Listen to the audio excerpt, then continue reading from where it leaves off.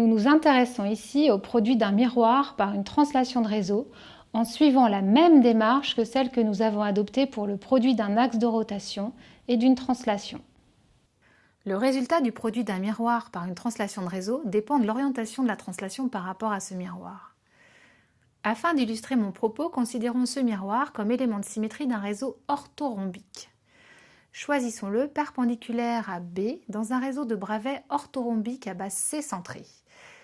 Nous allons considérer successivement 3 cas pour orienter le vecteur translation T par rapport au miroir. Cas numéro 1, la translation T peut être parallèle au plan miroir. Dans l'exemple de la maille orthorhombique, la translation de réseau C illustre bien ce cas de T parallèle au miroir. Nous aurions pu tout aussi bien choisir la translation de réseau A. Cas numéro 2, la translation T peut être perpendiculaire au plan miroir, comme la translation de réseau B dans la maille orthorhombique. Cas numéro 3, la translation T peut être oblique par rapport au plan miroir. Dans la maille orthorhombique à base C centrée, on peut par exemple considérer la translation de réseau A plus B sur 2, qui partant du nœud origine de la maille, arrive au nœud situé au centre de la face AB. Pour étudier le cas d'une translation oblique, nous décomposerons le vecteur T en 2 translations, T perpendiculaire et T parallèle. Dans l'exemple donné sur ce schéma, nous remarquons qu'aucune des 2 composantes n'est une translation de réseau. Partant de ce constat, dans la suite de la vidéo, les cas numéro 1 et numéro 2 seront traités pour des translations T quelconques, c'est-à-dire qui ne sont pas obligatoirement des translations de réseau. Sortons de la maille orthorhombique et considérons tout simplement un miroir représenté ici en haut à droite. Dans le cas numéro 1, le miroir et la translation sont parallèles. Ce cas est trivial car le miroir étant un plan infini, la translation n'a aucun effet sur lui, qu'elle soit une translation de réseau ou qu'elle ne le soit pas. Le cas numéro 2 correspond à T perpendiculaire à M, comme l'illustre le schéma en haut à droite. Retraçons ce miroir perpendiculairement à l'écran et considérons une position quelconque représentée par cette croix. Par opération miroir, nous obtenons cette deuxième croix. Intéressons-nous maintenant à la translation T perpendiculaire qui, appliquée au miroir, conduit à un nouveau miroir décalé de T du premier. Faisons ensuite subir la translation aux 2 positions équivalentes par symétrie du premier miroir. Nous obtenons ainsi 2 nouvelles positions symétriques l'une de l'autre par rapport au nouveau miroir décalé. Numérotons les 4 positions et déterminons par quelles opérations de symétrie l'on passe des positions 1 et 2 à 1' et 2'. Nous venons de voir que c'est par la translation T que nous passons de la position 1 à la position 1'. Ensuite, le passage de 1 à 2' est moins évident car il fait apparaître un nouvel élément de symétrie. En effet, les positions 1 et 2' sont équivalentes par symétrie miroir, avec un miroir représenté ici en orange, parallèle au premier et situé à T sur 2 de celui-ci. À votre tour de déterminer comment passer de la position 2 aux positions 1' et 2'. Appuyez sur pause et relancez la vidéo dès que vous aurez trouvé. Pour passer de 2 à 1', nous retrouvons ce nouveau miroir tracé en orange situé à T sur 2 du miroir de départ. Puis évidemment, c'est la translation T qui permet de passer de la position 2 à la position 2'. Il nous reste à étudier le cas numéro 3 correspondant à une translation T oblique par rapport au miroir que l'on peut voir en perspective en haut à droite et en projection dans le plan de l'écran au centre. Nous décomposons T en 2 composantes, une perpendiculaire au miroir et l'autre parallèle au miroir, ce qui revient à reprendre successivement les cas numéro 2 et numéro 1 que nous venons de traiter. Commençons par considérer la composante T perpendiculaire. Comme nous venons de le voir dans le cas numéro 2, lorsque nous effectuons le produit d'un miroir par une translation qui lui est perpendiculaire, nous générons non seulement un autre miroir décalé du premier de T perpendiculaire, mais aussi un nouveau miroir, ici en orange, situé à T perpendiculaire sur 2 du premier. Considérons maintenant 2 positions 1 et 2 équivalentes par symétrie du premier miroir. Par application de T perpendiculaire, nous obtenons 2 positions intermédiaires équivalentes que nous appelons 1 seconde et 2 secondes. À présent, considérons la composante T parallèle.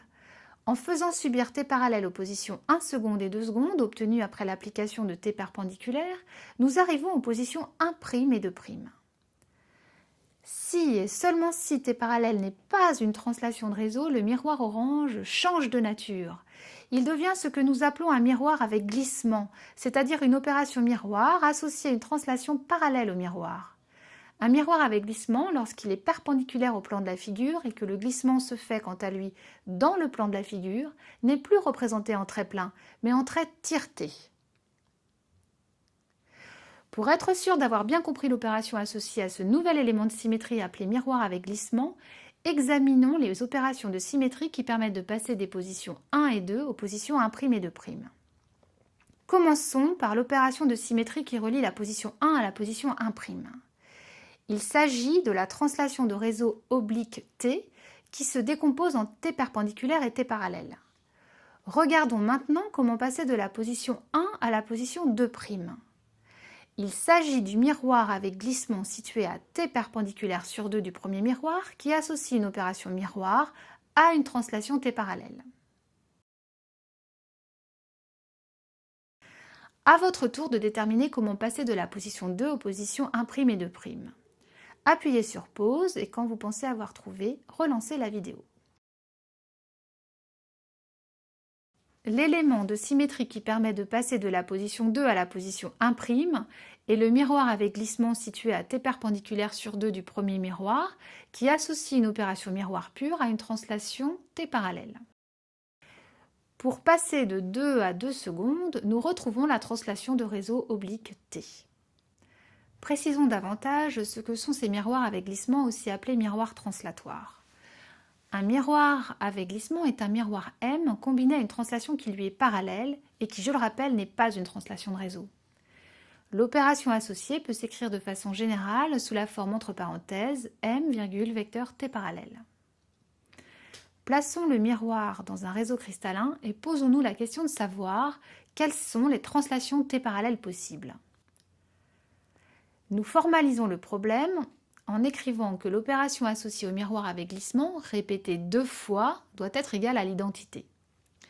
Pour que cette condition soit vraie, il faut que 2 fois T parallèle soit égal au vecteur nul, auquel cas nous avons un miroir normal sans glissement, soit égal à une translation de réseau TR qui est parallèle au miroir. Ainsi, pour avoir un miroir avec glissement, il faut que T parallèle soit égal à TR sur 2.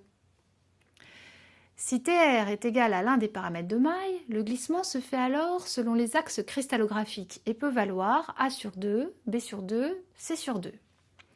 Les symboles de ces miroirs translatoires sont respectivement petit a, petit b et petit c. Et nous parlons alors de miroirs avec glissement axial. La façon dont on les représente sur une figure dépend des orientations du miroir et de son glissement vis-à-vis du plan de la figure ou plan de projection. Quand le miroir A, B ou C est perpendiculaire au plan de la figure, nous le représentons par une ligne tiretée si le glissement est parallèle au plan de la figure et par une ligne pointillée si le glissement est perpendiculaire au plan de la figure.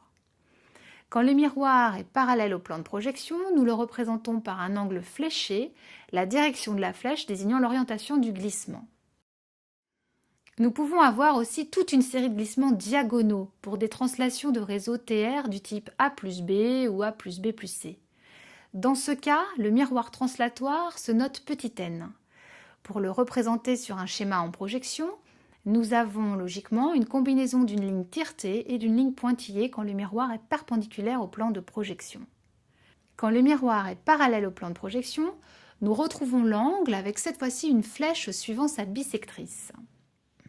Dans des réseaux non primitifs, nous pouvons rencontrer 2 autres types de miroirs translatoires. Dans des réseaux centrés comme quadratique I et cubique I, ou face centrée comme orthorhombique F et cubique F, des glissements de longueur égale à 1/4 de la diagonale de la maille ou 1/4 de la diagonale d'une face conduisent à des miroirs translatoires de type diamant notés petit d. Ils sont notamment présents dans la structure diamant, d'où leur nom. Ces miroirs vont toujours par paires et leur représentation normale ou dans le plan de projection est assez proche de celle des miroirs N. Dans des réseaux centrés comme orthorhombique A, C ou F, quadratique I, cubique I ou F, nous pouvons rencontrer des miroirs à glissement double, selon 2 directions perpendiculaires reliées par les composantes de la translation de centrage du réseau considéré. Leur symbole est petit e. Ils sont représentés par une ligne discontinue, alternant 2 points et un tiret ou par un angle doublement fléché. Enfin, il peut être utile de noter qu'à 2 dimensions, nous n'avons qu'un seul type de miroir avec glissement, il se note petit g et est toujours représenté par une ligne tiretée car le miroir est forcément perpendiculaire au plan de la figure. Pour finir, résumons les points importants vus dans cette vidéo. Pour étudier le produit d'un miroir par une translation de réseau T, nous avons considéré 3 cas. Tout d'abord, nous avons vu que si la translation de réseau impliquée dans le produit de T par M est parallèle au plan du miroir, celle-ci n'a aucun effet sur lui. Ensuite, si la translation T est normale au plan du miroir, il apparaît un miroir parallèle au premier, situé à T sur 2 de celui-ci. Enfin, si la translation est oblique par rapport au miroir, nous la décomposons en 2 composantes parallèles et perpendiculaires au miroir. Si la composante T parallèle n'est pas une translation de réseau, le miroir situé à T sur 2 du premier change de nature pour devenir un miroir avec glissement. Le glissement donné par T parallèle est égal à une demi-translation de réseau. Le symbole et la représentation des miroirs translatoires ainsi formés changent selon l'orientation et la valeur du glissement vis-à-vis des axes cristallographiques. À titre d'exercice et en vous inspirant des 2 vidéos précédentes, vous pouvez traiter le produit entre un axe AN bar par une translation de réseau pour des valeurs de n égales à 3, 4 ou 6. Vous verrez alors qu'on ne génère pas d'autres éléments translatoires que ceux que nous venons de voir. Cette vidéo est maintenant terminée. Comme la précédente, elle vous a demandé beaucoup d'attention et je vous félicite de l'avoir suivie jusqu'au bout.